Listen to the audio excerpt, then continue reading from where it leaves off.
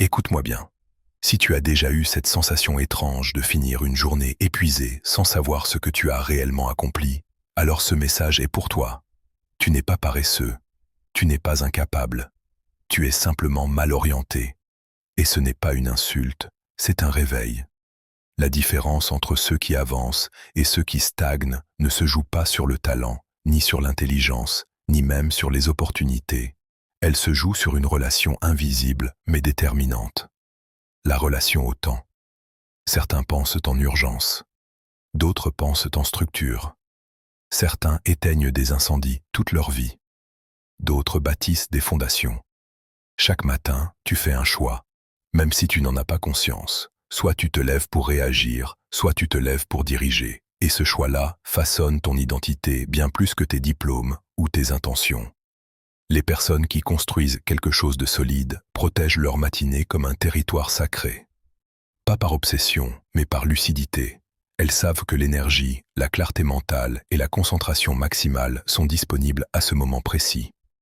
Elles ne laissent pas les notifications, les demandes extérieures ou les urgences artificielles s'emparer de leur esprit. Un jour maîtrisé commence avant la première distraction. Si tu n'as rien préparé, tout t'engloutira. Messages, sollicitations, problèmes qui ne sont pas les tiens. Et à la fin, tu auras été occupé, mais pas productif.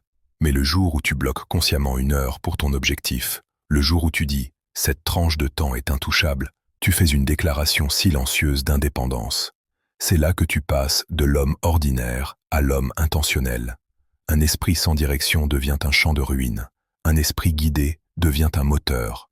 Tu dois lui donner une mission, sinon il se retournera contre toi. Et cette mission commence par une structure simple, humaine, flexible mais claire. Pas un planning militaire, mais une vision. Les gagnants ne font pas plus, ils font mieux. Ils travaillent par bloc. 40 minutes de concentration réelle valent des heures de dispersion. Une heure de création profonde, coupée du monde, peut changer une trajectoire entière. Ce n'est pas l'inspiration qui manque, c'est la discipline. Et la discipline n'est pas une punition, c'est une preuve de respect envers ton potentiel. Quand tu réserves du temps pour toi, tu envoies un signal clair, tu prends ta vie au sérieux. Et ce signal, répété chaque jour, finit par te transformer. Même les plus grands esprits n'ont jamais laissé leur génie au hasard. Ils ritualisèrent l'effort. Ils savaient que la répétition consciente crée l'excellence.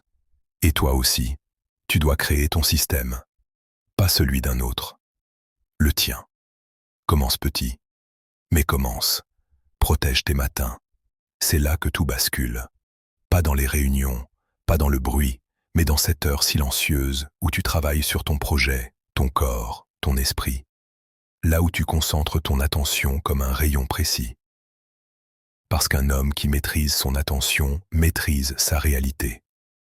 Tu veux une vie différente? Alors, vis différemment. Organise-toi comme quelqu'un qui va réussir, même si aujourd'hui, les résultats ne sont pas encore visibles. L'ordre précède toujours l'abondance.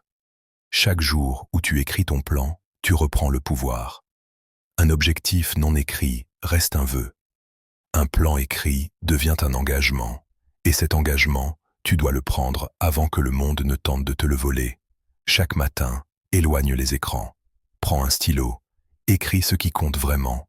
Pas seulement ce que tu dois faire, mais pourquoi tu le fais. Car un plan sans sens meurt vite. Un plan enraciné dans une mission devient une arme mentale. Note 3 actions décisives. 3 seulement. Si elles sont accomplies, ta journée est une victoire. Tu les bloques dans le temps. Tu honores ce rendez-vous comme s'il était non négociable. Et jour après jour, quelque chose change. Lentement, silencieusement, mais profondément. Tu deviens cohérent, aligné, solide. La discipline devient ta liberté. La répétition devient ta force. Et un jour, sans t'en rendre compte, tu ne reconnais plus l'ancienne version de toi, parce que tu as cessé d'improviser ta vie. Si ce que tu ressens en écoutant ça est réel, alors ne laisse pas cette énergie se dissiper. Reviens, réécoute, fais-en ton rituel, parce que le monde appartient à ceux qui savent organiser leur temps comme des rois.